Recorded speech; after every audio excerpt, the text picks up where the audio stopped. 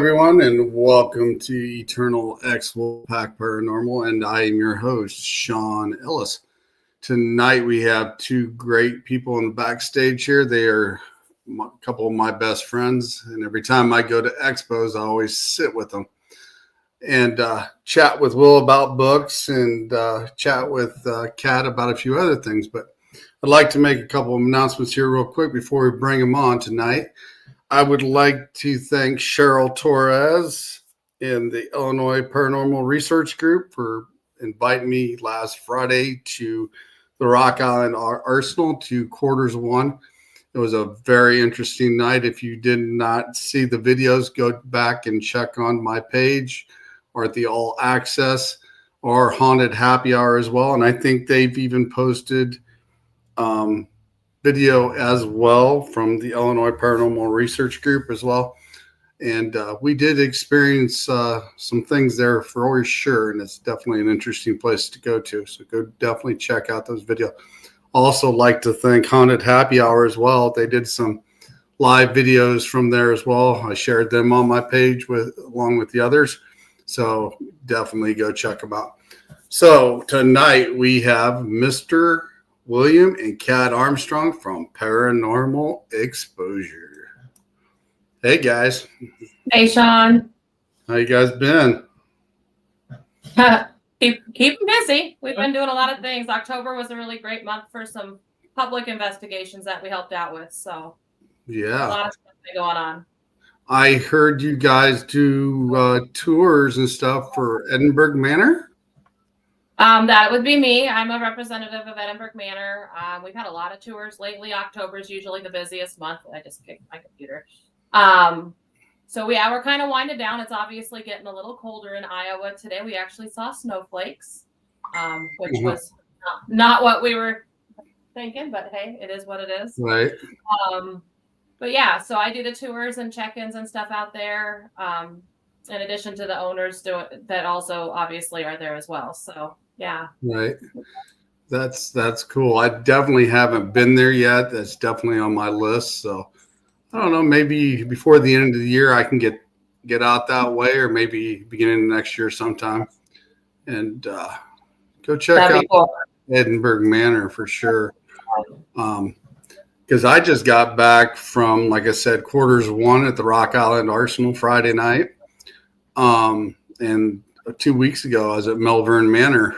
So that was both definitely interesting trips for both of those. Yeah, I would like to get into quarters one. I haven't done that yet. It's definitely worth going to for sure. Hello, Annie. Hey, Annie. Hello, Pam. Let's see who else is in here. Gwen was in here for a short time.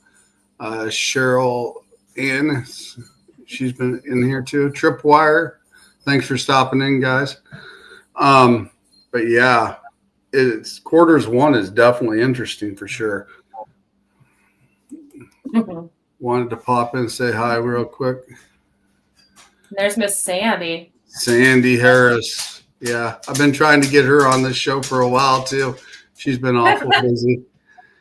She's got some stuff I'd like to talk to her about. She does some interesting stuff as well. So some of the places we've both been to, you've been to Melbourne Manor, right? A bunch of times, quite a bit, yeah. What did you guys experience at Melbourne?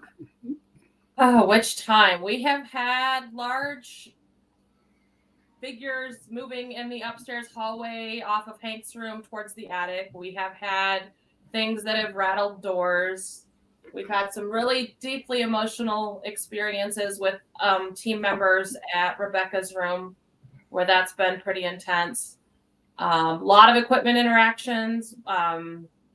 We've been there for several events where it's been either special people like Richard Estep is one of our favorites. We usually go to Malvern when he's at Malvern. So we've been there for a few events that they've been at. We've done some mirror scrying there, which was definitely interesting. So many things. It's just a long list. We've had a lot of unexplainables, a lot of things that are able to be repeated. It's pretty fascinating place. Yeah, I definitely had an experience with Shadow Man, as they call him, down at the end of the hallway with door number 2. They said he used to chase the nurses down the hallway. So we had an experience with him, and I was sitting down there at the end of the hallway, and I was filming. And next thing you know, after about 15 minutes, I said, "Hey, if you'd like to come out and talk to me, you can." And he came out, and that REM pod just went nuts. So, but yeah. And Pals from Phantom Pals, she come over and moved the REM pod, and then I don't think he liked her very well. And it stopped going off, and didn't get any more reaction to that. But that will be a show for when we get a chance to go through some of the evidence, and we're going to have a show about Melbourne Manor. So Very cool. But yeah, that's definitely interesting. You had some heavy experiences with one of the girls' rooms with some of your teammates. Can you explain what happened in there? Because I noticed there was a little heaviness in some of those rooms. So, first floor off of that same nurse's hallway, at the back is the room that they say is Rebecca's room. It was probably one of the first times we had the full team there, and one of our team members, Heidi, just absolutely not even knowing the whole story. She's in the room, and the next thing you know, she is just sobbing in tears, and it just hit her so heavy. And she's like, "What is this room? Why do I feel like this?" And started explaining the story that we've been told, that Rebecca was left there by her husband. She may have even been abused while she was at the property. Her depression and stuff was so much that she was actually pulling her own hair out because she was such an upset patient. It's just such a sad story. If those circumstances are really everything that they say they are, it's very, very heavy. I have felt the emotions of that room. I do believe if there's any chance of her still being there, that she's definitely affecting people emotionally. She doesn't seem to like men in her space, but we've actually had permission to have men there, which is interesting. So it just is what it is. I think respect is the biggest thing in that area for being able to be in that space. When she doesn't want to talk, when they don't want you in there, they let you know not to be in there. And it's just sometimes the history and the stories of things are just very sad, and it definitely was that. Yeah, I thought it was sad for the first time I heard it as well. Shadow people, good or bad, I've had experience both ways with that. So same, I agree. Either way, it could be either. Yeah, I'll have an interesting talk on Laura Lee's show coming up on the 17th about shadow people with one of my experiences, and I found out who it was after the fact. But nice. But yeah, I can go either way with shadow people. The picture in her room, there's a drawing, like a sketch that's on the wall that supposedly is of her. And it kind of fascinated me when I was sitting there looking at it, because every which way you would go in that room, that picture seemed like it was looking at you. Did you ever notice that? I haven't really ever focused on the picture because for me, like I don't have any validation that that's an actual sketch of her, other than somebody intuitively made a connection that feels that that's what she looks like. Right. And so for me, I try not to be influenced by other people's experiences until I have an experience that can validate it. So for me, I guess I just really didn't even pay attention to that being there because it's not something that's part of the place. I think what a lot of people focus on in that room is also the mirror, the sink. Because that's where she supposedly would stand in front of the mirror and she would, pluck her hair one at a time. So also people are going to focus on that mirror because that's where she stood and looked into, and she was doing this. So that's probably more the focal point that you would look at, especially if you're trying to get some sort of interaction with her, Right. I guess the thing that attracted me to that picture was because I like to draw, because I'm an artist myself. And I just thought it was interesting on how you would stand in any part of that room. It would sit there and almost look like it's looking at you. And it doesn't I'm not really even have I can't even ever noticed it in there. Yeah, it doesn't have a lot of depth to it or anything. It's just like a straight up drawing to me, that's what it is. And like you said, it could be the perception of what somebody came up with when they had an experience there. But the fact is, it was just really strange that it just seemed like it followed you. And I just like, that is definitely odd that I had that experience with that. You know, I've come across some pictures before that were very interesting. And I don't know if you've ever come across them, but like a painting of a picture, like one would be like of a barn. And if you change the lens color in it, it shows a different picture every time of something different in that picture. So if you change it to red, it show something different happened to that barn. Or if you change it to blue, something else would happen to that barn. And I thought that was pretty unique when we crossed that in Manlius on an investigation before.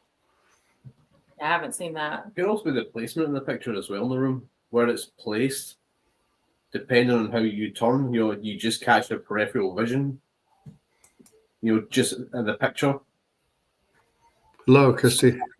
So it kind of gives the idea that no matter which way you turn in that room, where you're facing towards the door, you're facing towards the closet, you're just seeing it, you know. Right. And that could be placement of where it's been placed, you know, to kind of give off the impression that I feel like I'm being watched, you know, that picture's staring at me, but it's just your peripheral vision's just catching it. That's very well true. That is very well true. And that's one thing that me and you always talk about when Kat's busy at expos. We'll sit there, we're talking about debunking things because you are the debunker. It seems more for that team. And when we talk about stuff, you know, and come up with different ways. So, but yeah, it's yeah, I believe that it could be a location of that the way it is. I definitely would agree with that, but I just thought it was weird on how that whole little scenario set up. Like you said, you walk in there, it does got a dense feeling to it, but it's like, whoa. And in the story behind the whole thing of her husband just dropping her off there and pulling her hair out, it's just wow. For sure. We've got Alicia in here and Christy Rico. Hello. Hey, Alicia.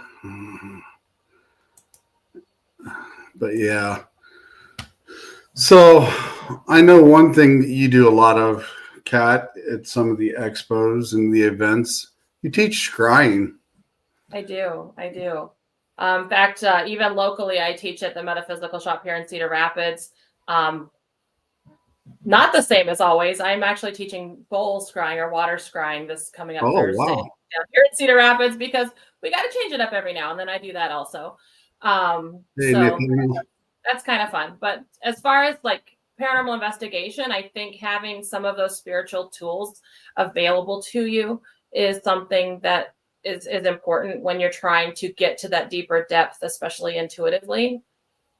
Like all the friends are showing up. Hey, everybody. Yeah, so mirror scrying it's basically using a dark or black mirror. It can be obsidian, it can be glass, it can be silver. I mean, you can use a regular mirror as well. You're basically using that mirror to try to get into a visual depth perception of intuition to be able to get message. And the reason I choose mirrors most of all in paranormal is one, it's a lot easier to carry a mirror around than it is a bowl full of water, and a lot of places don't allow you to a lot of places don't allow you to have fire, so you can't really do like candle fire scrying at locations either. So a mirror is the easiest tool for that. So yeah, it's kind of awesome. It's just kind of one of those things that allows you to get in a deeper depth. I remember you being at the Galena conference with us and being at I don't even remember the name of the building off the top of my head. It was the Outpost. Yeah, it was the Outpost. The really old building that's in Galena. And they wanted us to try to do things that were more historic rather than modern equipment. And I said, scrying's perfect for that. And I still to this day, like the pictures that we got of Oh, yeah. you crying, where the one you're completely normal, and then the other one you look like you've got an overlay of an older man on you. Like that's fascinating to me. I still Yeah. haven't figured that out yet, but it's just a neat practice to be able to Dowling House, because Sandy's the person that gets us in there. We love Sandy. Sandy does the Galena Expos. Yeah. Looking forward to that again this year. I have no idea what the dates are, but we definitely will be at the Galena conference again this spring coming up. So that's going to be really awesome. Well, definitely let me know. Definitely let me know the dates. Sandy's going to drop the dates in the chat because she's awesome like that. My psychic ability. Yeah, definitely let us know the dates of that, because I'll definitely come back up again. We had a good time when we were up there. I do like to holler at Nathaniel Elwell tonight. It's his birthday. Happy birthday, buddy. Happy birthday, Nathaniel. Happy birthday. But yeah, we just really have so many different opportunities to do and try so many different things, and scrying is just one of the many older style opportunities.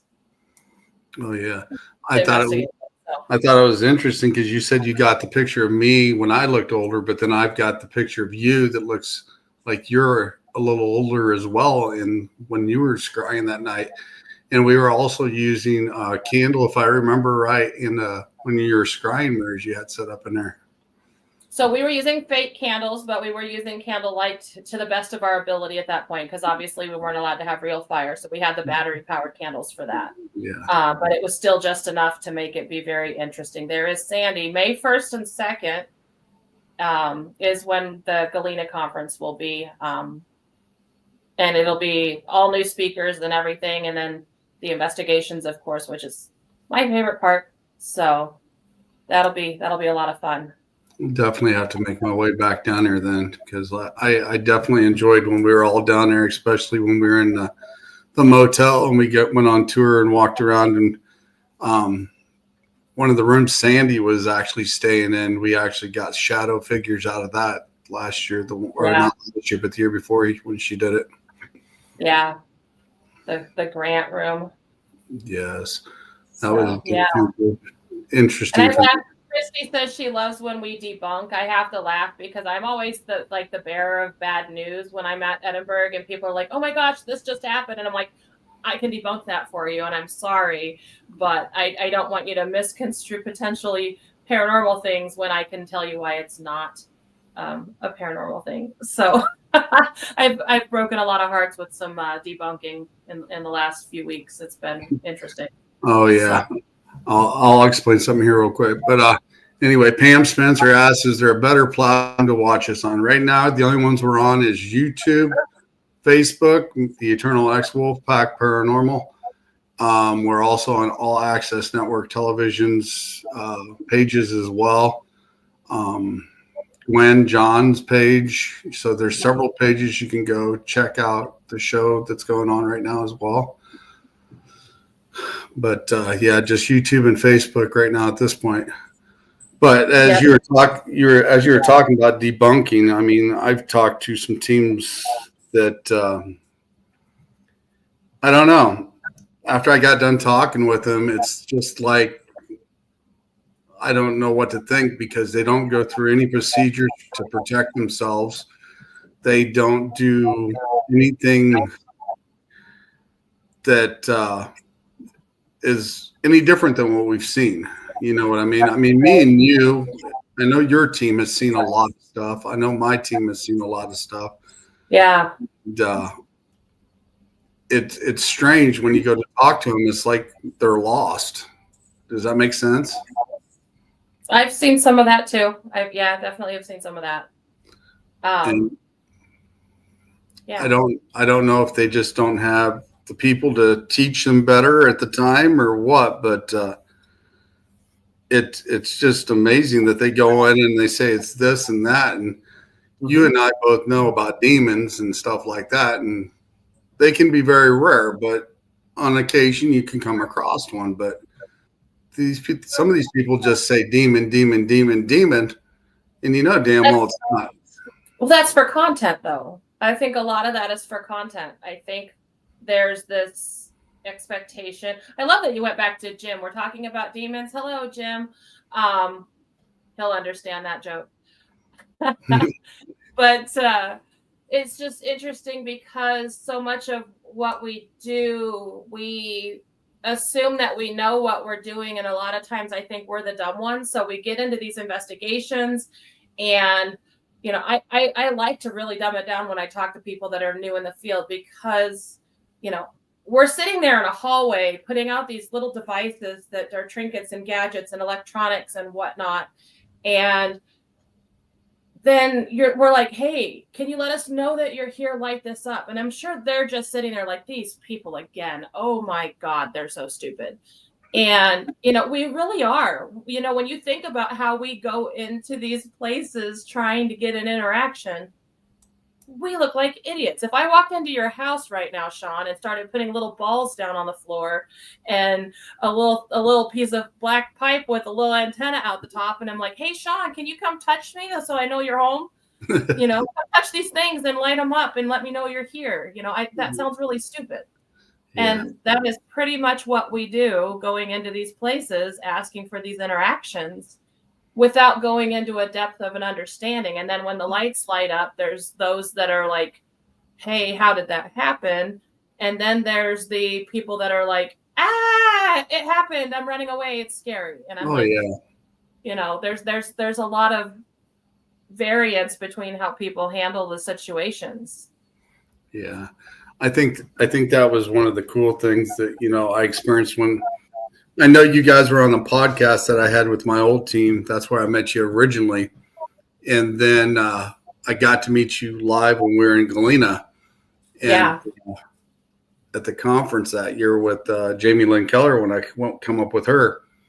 Yeah. But me and you were sitting there at the dinner table talking and how it was interesting on how me and your energy is exactly alike in some ways, as in the fact that we knew the things that we needed to do when it needed to be done. Yeah. It's always fun when you work with somebody that has like energy. I don't come across that a whole lot with myself. I find myself to be weird because I am weird and that just is what it is. And that's okay. I'm one of those, and I know that I'm intuitive, but I also am a very skeptical intuitive. So I'm kind of like I'm really hard on other people because I want to test whether they're really, really what they say they are. Mm-hmm. And that's a really horrible place for me to be. But I've had so many instances where I feel like it's been misled or it's misunderstood. And I just want to be able to validate it, which is kind of hard to do in the intuitive mediumship field. I don't know. It's just where I sit. I'm on that little fence of, even with the stuff I get, I keep some of it quiet. I'm like, I don't know how to make that be real for the rest of everybody I'm with right now. Or explain how to do it. Yeah. Yes, that's just mine. I'll sit with that and I'll think about that myself. Right. Because I give a lot of words. I'm sure you're like me when you're sitting there talking with certain people. You can definitely pick up their energy and tell what's real and what's not, and who's pulling legs and stuff. And sometimes I just got to get up and walk away. Yeah. Well, the hard part of it really is that we are all different frequencies. We're all different vibrations. Yours happens to be in alignment with mine, at least when I'm in alignment. Mm-hmm. And we are all different. And that's part of me and my learning is like, I have people where I'm like, I don't know that you're right in what you're getting, but I have to understand that frequencies vary. So he's not the same frequency as me. Mm-hmm. We're not going to have the same experience. And I know that. I don't expect him to pick up what I pick up because he's different. Mm-hmm. And, I've got other people that I investigate with and I'm like, I'm not getting that. And they're like, oh, well, I'm kind of don't know if I'm getting real things or not real things anymore. I'm like, but you're picking up a different frequency than what I'm picking up because we're not the same. And so at locations, because of, Edinburgh as an example, I'm giving tours and people are like, oh, well, what do you get in this room? And if I say, oh, well, this room gets a guy named Harry, And that's all I've ever picked up in here. And I direct a team that this is all I get in this room. And I totally made that name up. I just Right. get to be saying it. I'm depriving them of their experience if I'm telling them they need to focus on what I've had, because they're at a different frequency. They're at a different vibration. They're not at the same places where I'm at, not because one is better or worse than the other. True. It's just different. So you come in with a high vibration, you pick up something different than if you come in with a low vibration. If you're emotional that day, your vibration is different that day. You know, every single day is different. I definitely agree with that. It's just like when I ran into one of the team members there Friday night, and I was explaining to him about energy and the different guides and how they teach you, because we both have guides that we go to, and they teach us all differently. Like you said, and that frequency could be different. And I noticed his energy was like mine, and I started to do that energy stuff like me and you were doing at the dinner table that day in Galena. And he was like, that's kind of fascinating. So then we started talking, and it gets really interesting. And then I kind of went in and did some energy work with him, and showed him a little bit of different stuff. And he's going to be coming on a backstage chat here Tuesday. Me and him will be discussing some stuff. But yeah, nice. It's definitely interesting when you wake people up and show them what they can do. Definitely. Christy in here, energy, vibration, and frequency. Definitely so. Hello, Ravenwolf. Alicia's in the house still, and Christy. Hey, Raven. But yeah, I mean, everyone's taught different things. Everybody experiences different, and I think you and I both know, what works for you may not work for me sometimes, and I may do it in a little different version to get the same answer. But it's definitely interesting when you encounter people that just start to realize they're opening up. Kim's just trying to get us to get all riled up. That's what she's doing. Yeah, well, my opinion in orbs, I don't really chase orbs a lot. I've only seen a few good ones in my time so far, but I rack them up there and almost probably 90% dust. Yeah, dust, bugs, things like that. We've only captured one that I can say makes me go, I don't know what else to call it but an orb. Other than that, no, we don't really do a whole lot of orb following as well.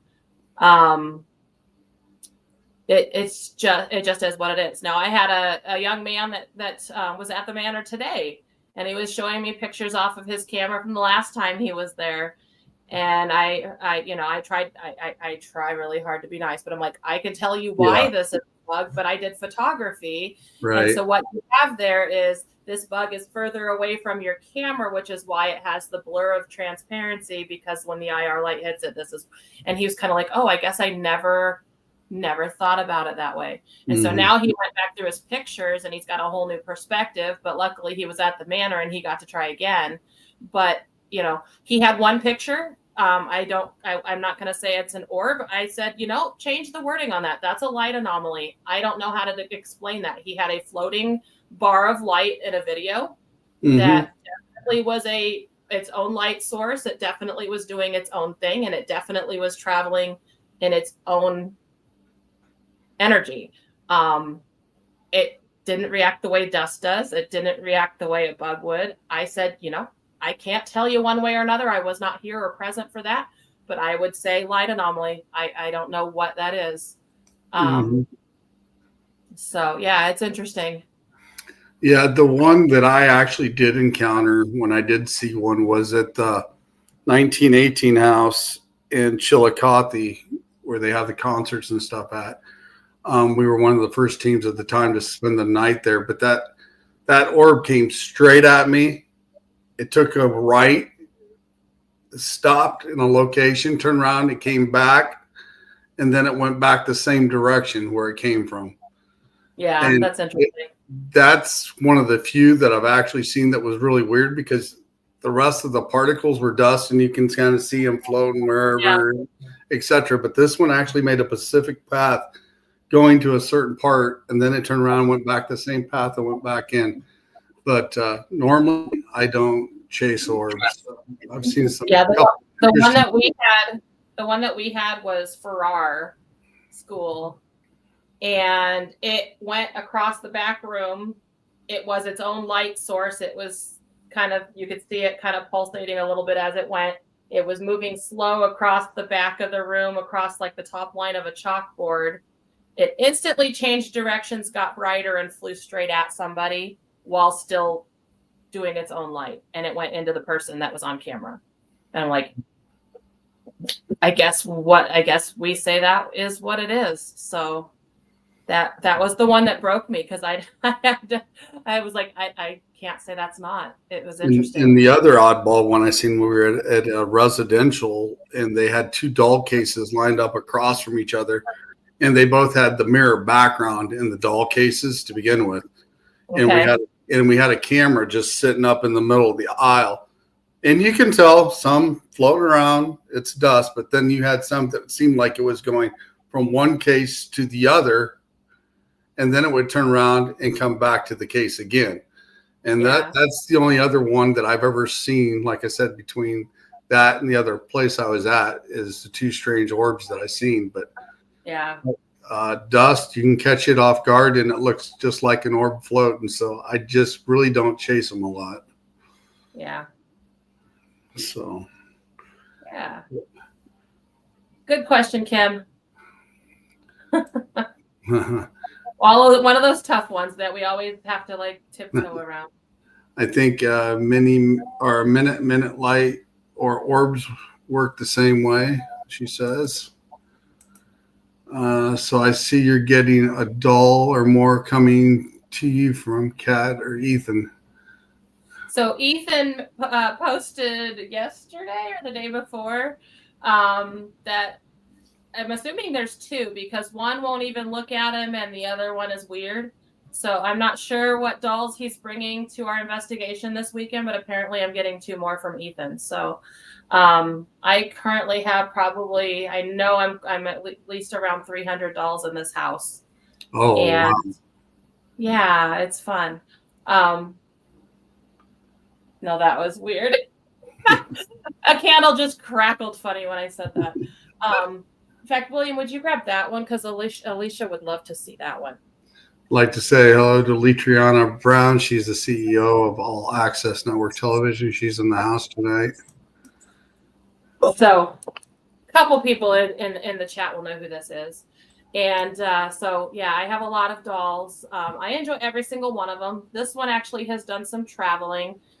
Spent some time living with Jamie Lynn on her way back to me. So this is Felix. Felix had a long stay of multiple years at the Wishara County Museum because Darren borrowed her and didn't want her. She's wearing her Halloween Annabelle dress. Oh, wow. That's cool. So she got dressed up for the season. She's got her little Raggedy Ann and Andy dress. Everybody says it's an Annabelle, so we just jokingly, it's her Annabelle dress. So yeah. Cool. Felix is named Darren. Felix spent some years at a haunted location. She was rescued by one of the people that was helping out at that location, and then moved in with Jamie Lynn, lived with Alicia for a while. She's had a few homes over the last couple years. That's kind of an interesting concept. Maybe that's what we should do. One of us get a doll, and we have a little list and give it to each other and pass it around and have it live with each other for a while. Kim is trying to catch up with me. She's a doll queen as well. She's a mother of many. Kim has some amazing dolls as well. That's one of our favorite things to talk about, is when we talk about stuff, is all of the fun little adventures that we get from our little pretty friends. Kim also has spent a bazillion trips to Malvern Manor, and a lot of the dolls that have gone to Malvern are probably her fault. Well, I did see a lot of them there. I seen a couple up in the attic when I was there, for sure. One looked like an angel doll. Josh just sent a couple home with me in October when he was at the Benton County Expo, or the fall market that we just had in Vinton. He had some that he didn't want at the manor because he said they were not things he enjoyed much. So I got a couple new ones that he gave me. But, yeah, I just love them. It's not anything to do with the hauntedness or the spookiness or whatever. I don't believe all dolls carry a spirit. I know there's many people out there that do. Majority of my dolls don't have any spirit energy whatsoever on them. Some of them have residual energy of whoever had them and loved them, but it doesn't make them act out or do haunted or creepy things. Felix is one of my ones that is kind of questionable. She has apparently done some places for people. Alicia has some stories of the fun that she did there. And Jamie Lynn had to keep her in the garage because her husband didn't want it in the house. So poor Felix. So, Oh, wow. That's interesting. I have had a couple cases where we've come across dolls. No electronics in them at all. We've set REM pods in between their legs, on the floor, and they'll sit there and set them off. And we put a laser grid up behind it and actually seen shadows sitting next to the dolls when the REM pod was going off. So, but yeah, I've seen things like that. And the most bizarre doll I think I seen was in Washington, Illinois, and an older lady had it, and it was a porcelain face.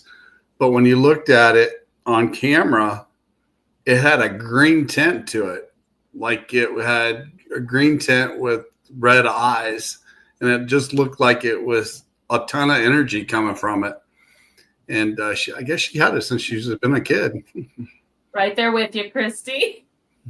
I like my dolls more than I like people.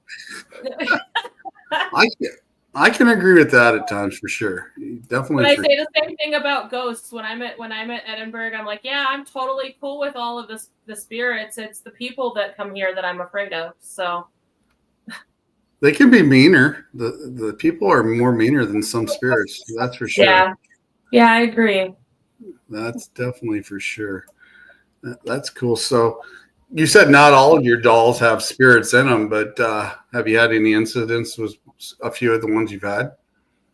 Absolutely. In fact, one of the other classes that I teach often is a haunted objects class, because I have enough objects of random things that just have energies about them that are here at my house that I like to share that with others. So I've actually taught that online and in person, where we set up all the gear and we filmed them and talked to them, and we've had interactions both on a video class online and in person. I've had things that I've brought that I thought were non-energetic objects that decided to either act up in class or see you later, Alicia. Or something else is interacting on their behalf. I've got a couple dolls that have never had any activity or energy, and maybe it was because they were sitting next to an active doll that their thing started going off. So it's interesting. I do have a doll named Alice. Alice is her own little personal self, and Alice kind of does what she wants. I can think of 2 occasions where we were having a conversation. She sits up on a bookshelf in the living room, and she has been there forever. 2 different occasions, she has jumped herself off the shelf. I'm assuming in relation to the conversation that we were having in front of her.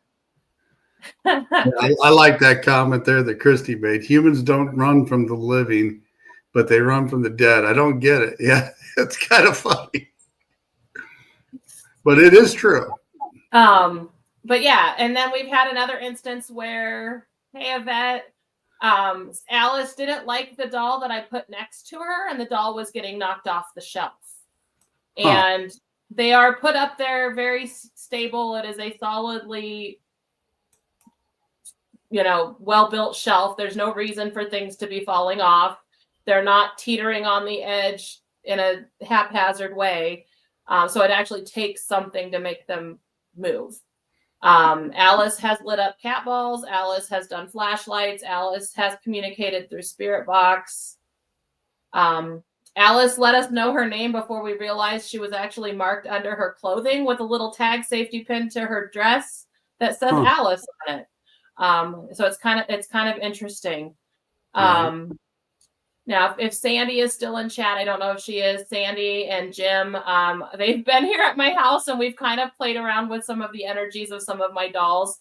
I have a doll that we started calling her Red because she has red hair. That's the doll Alice pushes off the shelf. It's just interesting. So we sat Red and Alice together on a coffee table and made them hold hands and stuff. And next morning, Red's on the floor. I don't know. It is what it is.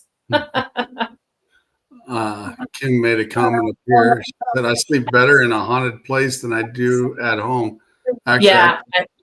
I got about 6 spirits in my home, and even my oldest daughter has seen things fly off the wall and freaked her out. So, but yeah. One of the things about the spirits that's here, I had a guy come knock on my door about midsummer, wanted to kind of do a tour of the house. He said he grew up here. So a couple of weeks later, he shows up and we're walking through the house and he's explaining how everything is and what has changed, what hasn't changed. And then I got to ask him, I said, don't think I'm crazy, but I said, did your mother or one of your relatives stand in my kitchen when they cooked dinner humming or singing? And he looked at me kind of weird. And then I says, or do you have any young cousins that used to play upstairs in my game room area? And he looked kind of weird. And I says, I think I have EVPs of your family members in my house. That's cool. Because I hear a humming in here at times and there's nobody in the house at all. So it's always cool to do that. And especially, when my daughter's seen them coming off, I have Matchbox cars on the game room wall up there. And it was literally pulling them off. We were sitting there watching a pay-per-view and they were just coming off. And she's like, Dad, the closet. Because she's an empath. She just don't acknowledge it. She's like, Dad, there's something in the closet. I said, yeah, just leave them alone. They'll be fine. And right. She's like, no. And I said, it's just 2 little kids. And I said, they're just wanting to play. I said, they're fine. Just leave them be. But yeah, she got really freaked out. And I know before my youngest daughter left, she would see shadow people here. And I kind of figured out a few of those since then. And one day we both came home and we were in the game room and I was sitting there and I just about ready to turn the TV on up there. No light, just enough. You can see everything in there decent, Right. But there was a smoke ring going like this right in the center of the room. And I hollered at her. I was like, hey, come here. I said, are you seeing this too? And she's like, yeah. I said, keep an eye on this. And so I went downstairs and I was checking the ceiling fan to make sure something wasn't on fire or we were smelling something different. But yeah, we've seen some weird stuff here in my house and got EVPs out here as well. And even just before the show started, it's just me and the dog. The dog's laying around the counter here and it sounds like the door upstairs opened up. Like it just goes boom. Yep. So, but yeah, I definitely sleep better here, and I like sleeping at my house before I had anything else. And even some of the haunted houses I find pretty comfortable at times. And everybody's like, "How can you do this?" And I'm like, "I just can." Yeah. So, but yeah, Will, you're awful quiet, my friend. Well, just thinking there, like, human. It was like Christy said, like humans are haunted.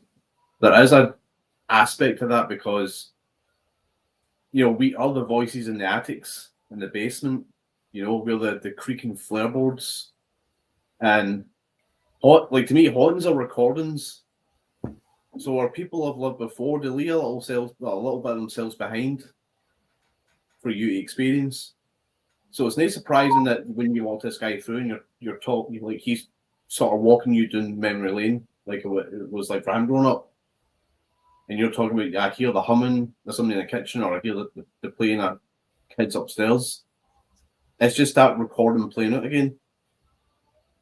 It's like, it's captured in, I don't know how the environment captures it, but it just captures certain things and then just replays it back.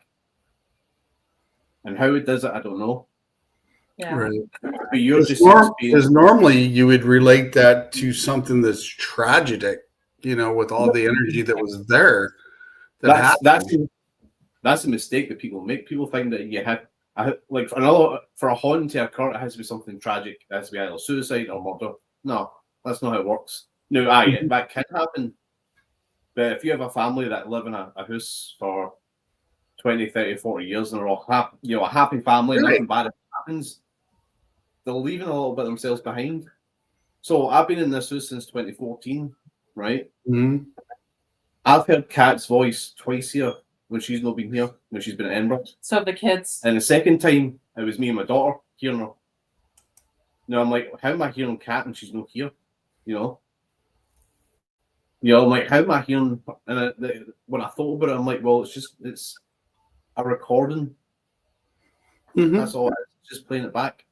The first time I heard it was just Kat saying, "Hey, William." And when I stopped and thought about it, I was like, I was like, nah. I was like, I knew I heard what I heard, but I'm like, it's kind of odd because she's not here. But whatever.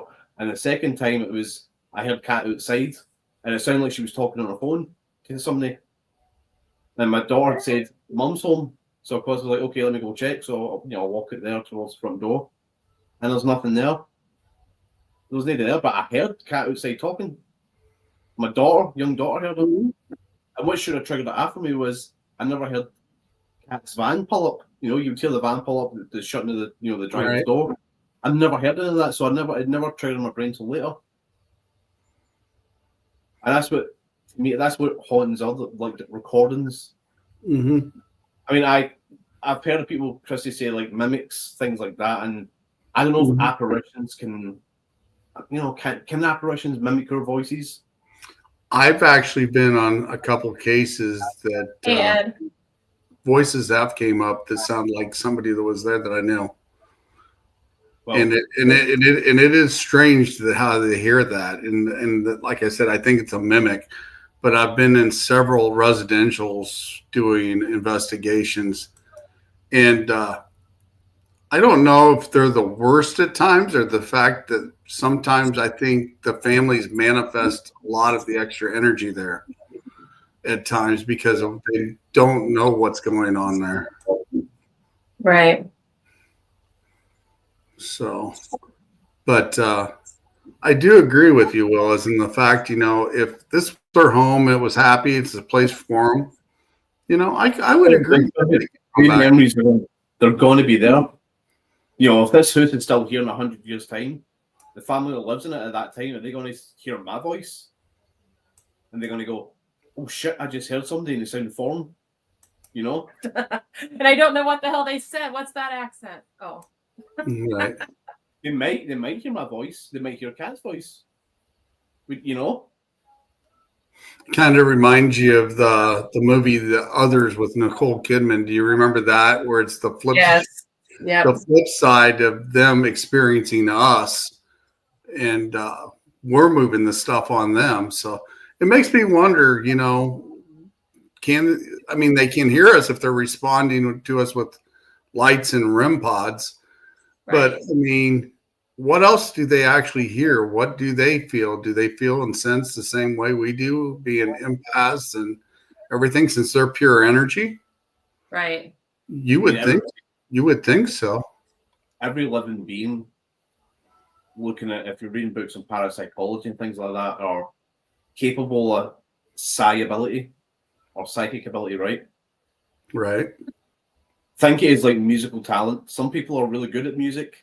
They can pick up an instrument and learn it really quick. And other people just, no matter how hard they try, they just can't, right? Mm-hmm. That's kind of like the psi ability. some people can pick it up better than others.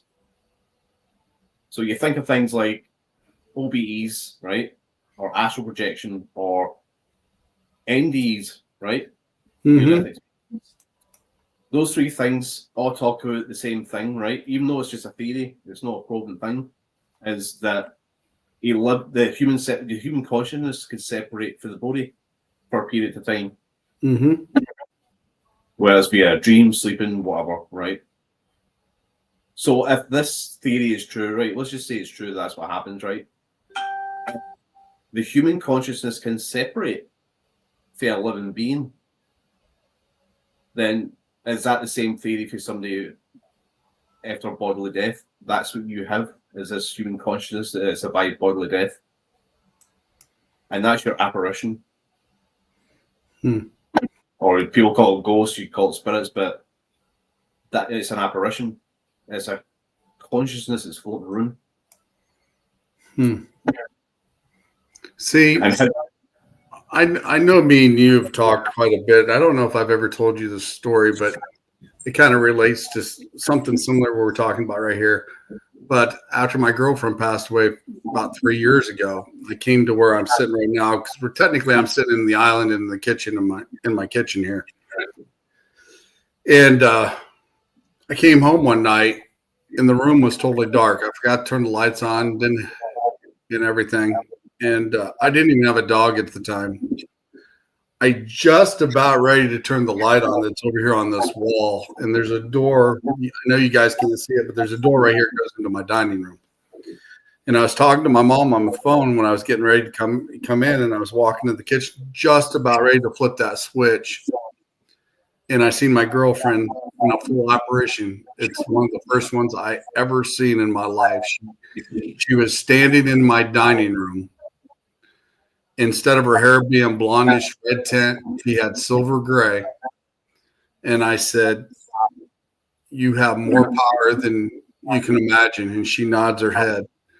And I said, "You come back to check on me." She nods her head. I said, "You're going to check on all your friends." She nods her head. And then I said, "You'll be around to watch over me." She nods her head. And she took off and she walked straight to my living room right out the front door. And it dropped me to my knees. I mean, I was crying. I mean, you know me, I'm kind of a tough guy when it comes to stuff like that. But seeing her stand there for the first time since the funeral, it just blew my mind. I mean, yeah. And, about 8 months later, I was dating somebody for a little bit, and she was over here at the house, and I was sitting on the front porch. I don't know why we're getting backlash, but sitting on the front porch, and all of a sudden I heard a thud in my dining room, and I come in here and she goes, she just dropped me. She said she grabbed a hold of my throat and dropped me right here in my dining room. And she says, if you're wasting Sean's time, then leave.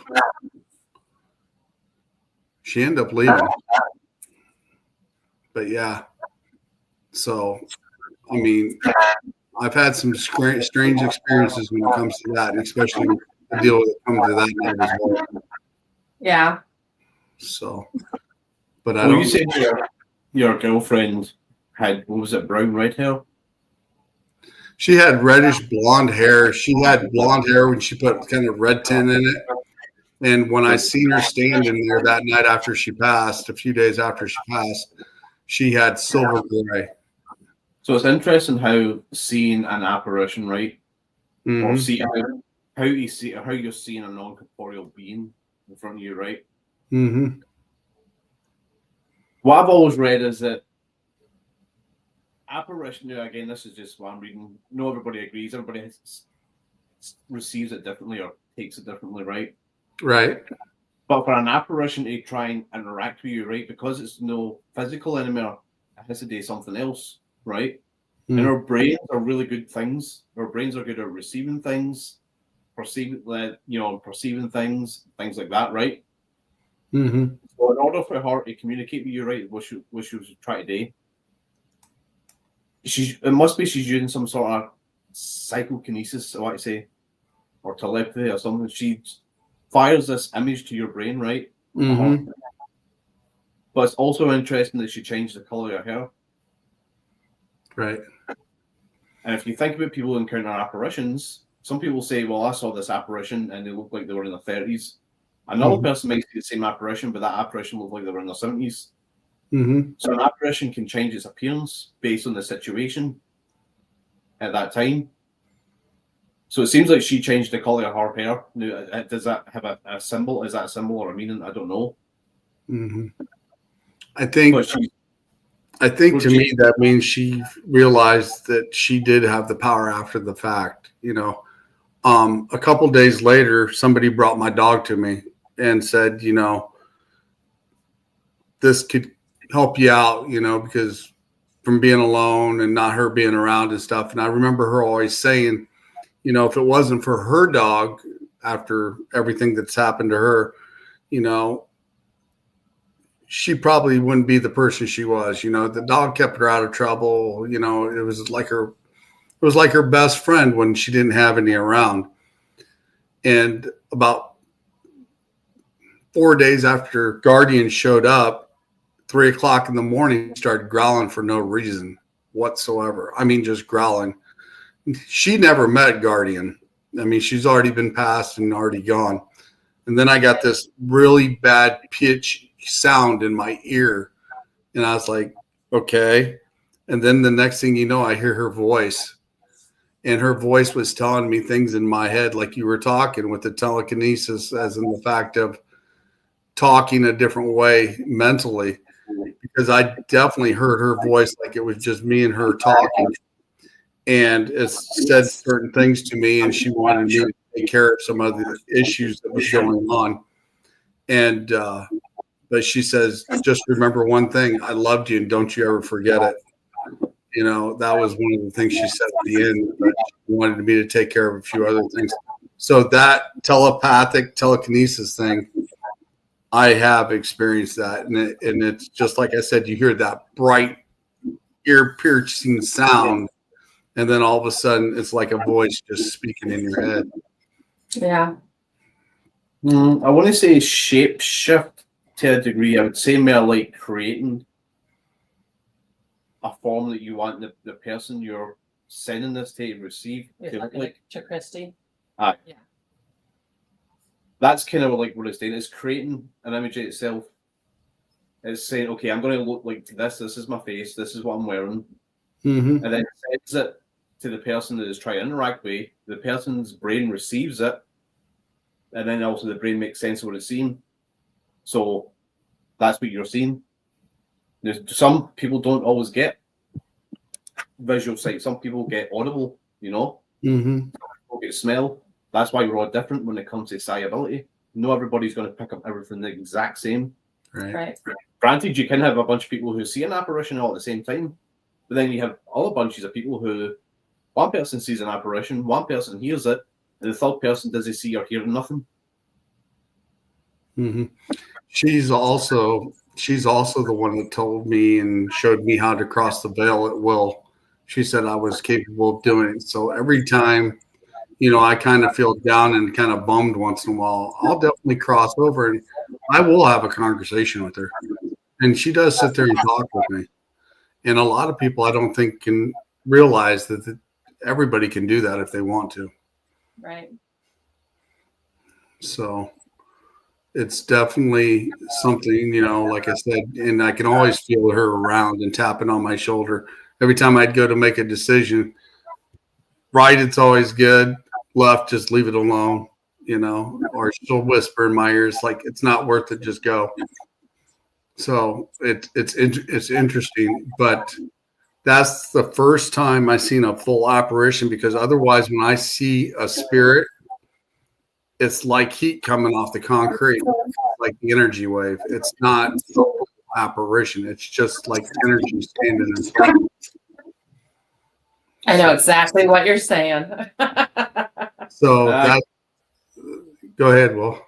I agree with what Chrissy said in our last comment. I think last one now. That That's what I like about the paranormal, because if everything's just theory at this point, and everybody's got like a different outlook and a different opinion on it, and I think that's what makes it, you know. Because I can say, like, I think it's this, right? She can say, I think, no, I don't think that's right. I think it's this. And then Sean, you can say, well, no, I don't agree with you. I think it might be this. Mm-hmm. And that's what makes it, because we all have this thought or idea what it might be. We disagree on a lot of things. But one of the things I think is interesting is like when me and Kat are together, or people like me and Kat that can sense things like this and pick up things, we do perceive it different. But then when we sit there and we start to analyze it, we can come together knowing that that's what it is.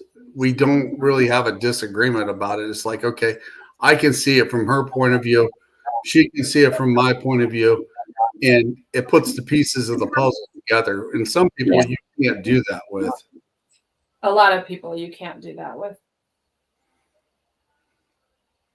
So you can see the heat gases. No, I don't know if it's necessarily the gas, but I do see like the energy field where it's walking. And it's kind of like, I guess the easiest way to describe it, it's kind of like watching Predator when he's stealth, but a lighter version of it. It's not, you just see the faint waves of things walking and moving. It's not like on the movies, I guess. And see, for me, it's even weirder because I get like frequency colors and things with stuff when I'm looking at energy. It's different. And to explain that is really hard. That people are like, oh, well, if you're intuitive, then what does he or she look like? And I'm like, I don't know. I know it's male energy because I know. Right. And I can tell you why I know, because claircognizance is one of those things that just messes you up. But when I see things, more than seeing like, oh, well, it's a man with this hair color and this facial features, I generally will see frequency waves with a hint of whatever color goes with whatever the aura of whatever it I can't say, oh my gosh, man from the 1900s wearing, the short pants and the buttons. It's just what it is. And it's, it's not a temperature. It's not I always say, it's an energy. It's a frequency. I see an imprint of a frequency. Right. In an area, and it just that sounds really stupid, but that's what I see. That's how I normally see it as well. And I can put my hand up like this, and I know you can as well, and you can tell when the energy changes around it, and you can feel how it's either the dense or that energy's got bad energy to it, or it's got a lighter side to it. You can definitely tell what. Yeah. Like when we did the energy work at the Dowling house. Yep. Yeah, exactly. You be Christy there. Like that's always been one of my thoughts about why we see apparitions. Like the idea that there's other realities that are stacked like one on top of each other, like a stack of pancakes. So you have us here, right? And then you have all these other realities, and sometimes they kind of, even for like the briefest second, they sort of clash into each other. So then you might see an apparition and think, oh, I just seen a ghost, but it could be somebody from a different reality, if that makes sense. It's kind of like when you watch, let's just say you get home from work and you're watching the news, right? You're tuned into it because you're tuned into that frequency, you're watching it, right? If you change that channel, you're then tuned into that station, right? Or that news station. But the other one, exists, is there, is playing. You're just not tuned into it unless you go back to it. Does that make sense? Mm-hmm. Yeah, it does. And that's what I think there is. There's all these real little realities. We're just knowing the same wavelength as them. However, sometimes I do think that they kind of slightly just come together, then pull apart again. Yeah. She said your hands are the receptors react. I definitely agree with that, because some of the things I freak people out with here lately is I'll tell them to take their left hand and stick it right in front of their face and put the right hand out in front of them and blow into their hand. They could actually feel the wind around their fingers, and it freaks them out. It's like, what the hell? So that's one of the things that has come across. And if somebody puts their left hand up to my right hand and I do that to them, they can feel it out of the right hand, the breeze coming around their fingers. And they're just like, you're not right. And I just never have been, John. You never have been. It's like they look at it, it's like, what are you? And I was like, I'm just me. Yeah. But you walk into someone's home that alternate reality.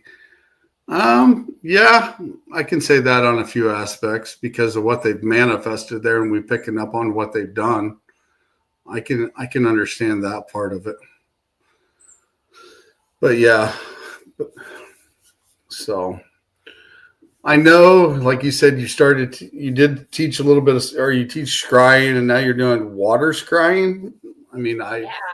So it's the same concept. It's just doing it in a vessel of water, or obviously you can do it in actual like river, lake, whatever. Also water. Water is water. But it's just another method of being able to use a different medium for the same outcome.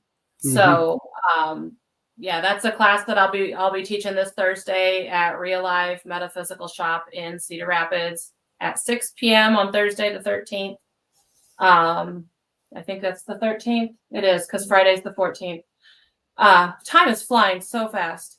But yeah, it's basically the same thing. I like the water also because you can use other things in the water to just kind of enhance the energy. So I like to put crystals in my water, and I like to put oils in my water and herbs and things. And I usually use a black bowl. You can use very shiny bowls. That's actually what the more ancient times would use. Right. It's just kind of one of those things to be able to have, again, another means of connection. So and water and energy work go hand in hand because it's a conductor. Yep. So absolutely. That's interesting because that takes me back to one of the things when I went through the Akashic Records, seeing the scrying. And that's where I picked it up. And then Pam started showing me how to do a little bit of scrying. And then, I learned from you as well. And it's definitely interesting as well, Risky to play with water. I don't think it's risky to play with water, but see, I'm not normal. I've got the markings of all the elements, so things like that, it doesn't bother me that much. Yes, I have copper bowls as well. I like the black bowls because I like the depth of the darkness. That's just where I live, is in the dark, deep places, I guess. But definitely copper, silver, metals. I mean, all of those things work as well. I don't know why. I'm a child of fire, so it's basically all of the other things. I like candle scrying just as much. I love reading wax. I love reading flames. I love reading smoke. Flames is a good one too. So, I like a lot of different mediums. I like being able to share those things with people in ways that make it not frightening, how to protect themselves, how to set themselves up for success. And then in a class, if I can tell you're not quite catching on, I will give you instant advice of like, hey, do this instead. Try this way. It's not going to always be the same for every person. And that's why I like a hands-on in-person class, because it allows people to, figure out what works for them. And I think that's really important. Yeah. Like I said, everybody's a little different, but like I said, you were one of the few that I've come across that mean your energy is right on line with things. And we do like a lot of the same stuff as well. And I always found that is interesting. And then ever since then, we've all been friends since, when we were up there in Galena. And I definitely like to team up with you guys in the future and do an investigation and do some stuff that maybe other people really don't like to do. Because I know you kind of go down that line once in a while. So Me, I don't do anything like that. No. it's just like I wanted to use a Ouija board at one place, and they looked at me like, "Oh hell no!" And I was like, Yeah. Edinburgh won't let you either. So that's one of the rules on the wall is no Ouija boards there, and that's okay. That's the respect of the owner and her wishes, and I totally respect that. So "Well, we got permission to use a couple of the places we were at, but the people that I was with on the investigation just like, no." And I'm like, and see, but that comes down to trust factor, because like there's people that I absolutely would not do that with. There's people I will not pull out scrying mirrors around. There's people that I don't. The energy for me to want to use the tools that are there, but I'm in the space of other people and their energetic imprint as well. And if I don't like the way that energy is interacting with my energy, then I don't bring out those tools. So, but they're at our possession, and we're able to use them where other ones fear, and I think that's great because, like I've always said, balance is the key to learning all. yeah. I mean, you can try other things as well. I mean, like one of the things I like trying at locations, and I'm going to say straight away, is like I like doing the circle EVP method. Oh, yeah. Maybe that's combining an modern EVP session with a seance type feel. And also a seance is something that everybody knows and understands. Now, also a lot of people Not understand. Some locations don't like doing seances at all, but it's no like doing a full seance. It's just partly. Mm-hmm. And also adds in the fact that it's maybe the energy combined to do this circle EVP might help in getting a response to something. Mm-hmm. If those in the circle are putting the energy forth to make it be. Yeah. That's why I'll try it. It makes me curious if we get a lot of people that are the same with the same energy doing that, what will actually happen? I'd love to see what the turnout of that would be. Right. Because it's definitely would be interesting. We will make that happen, Kim. Kim, you'll have to message me on the side. We'll set something up, even if it's a video call. We'll talk about it. I'm totally good with that. Best friend special. Yeah. Yes, for sure. That Kat's one of the best when it teaches stuff like that. So definitely get a hold of Kat. I know you do spells too, don't you? As well. Yeah, I do. And that's pretty much custom work for you, ain't it? It is. As I said, I'm a creature of fire, so I do a lot of candle magic, a lot of work with herbs. I also am very much into medicinal herb usage, so not just the magic side of it, but the medical side of it as well. Intention is so important in everything. You can make anything be a spell. I love that we have to label ourselves with all of these new labels nowadays, but like cooking is magic. Putting stuff on the stove in a simmer pot is magic. There's a lot of ways to change and alter what your energetic space is by using different things and different objects. I'm very much into a lot of the stuff that would be related to hoodoo and conjure. Not because it's dark and scary, but it's based off of a belief system of you use what you have when it's available, because they didn't have a whole lot. And I find a lot of that fascinating. I like to read up on a lot of things when it comes to that, because I think there's just a depth to it that we don't have nowadays because everything is so commercial and so available. And I think there's a lot more to the simplicity of what used to be. So yeah, there's a lot of layers to all of that. Yeah, most definitely. I definitely have run into some people that's constantly having bad luck. I'm trying to explain to them, what you manifest, what you bring, and until you start changing that and start manifesting good stuff, you're going to stay in that rut. Yeah. And you're Everything going you say and feel is a spell. Yeah. You're manifesting with every word that comes out of your mouth and every action that you take. You're manifesting with everything, whether you mean to or not. And the one thing I like, I know several people that have told me about certain things they don't like me doing. But the funny thing about it is, I'll sit back and I'll explain things to them. It's like, hey, it's not any different than going to church, saying a prayer, doing this, doing that, because it's still casting a spell. You're still manifesting things. But the fact is, we're helping people to understand what's going on and everything else, where some people won't do that. And I think we're doing good things. Yeah. And I'm still religious. So, there's ways it all crosses and intermingles into being what it is. And if we took the time to understand the similarities and the differences rather than point fingers and shame and blame for what others are doing wrong, there would be a lot more positivity going around. So, and Jim, we will definitely talk more about medicinal herbs.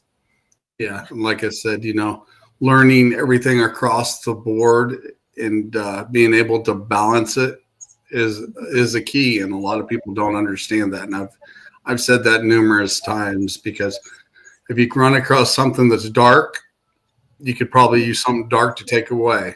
If you go across something good, use a lighter side of things. But if you don't have that knowledge, then you're stuck. And then when you quit learning, that's another issue in itself, because you're constantly learning. And as long as you're constantly learning, you're going to progress. Definitely. So, well, guys, we are 17 minutes past the hour. I know you guys got a busy schedule and stuff, and I definitely appreciate you guys coming on. I miss hanging out with you guys, and we definitely have to get together sometime soon, or at least after the beginning of the year, and do an investigation together somewhere. That'd be cool. And especially, like I said, Edinburgh is definitely on my list, so I need to figure out how to get that done maybe by next year, and take that off my bucket list as well. So, but it's always great to see you guys. And like I said, I missed you when I was down at Rock Island the last time. And because like I said, normally when you guys are at expos, I normally sit there and chat with Will, and we talk about books and debunking things. And we always get in a pretty deep conversation about stuff. And then when I get to talk with you, we talk about other things with Wiccan and all the other stuff. So, and especially scrying.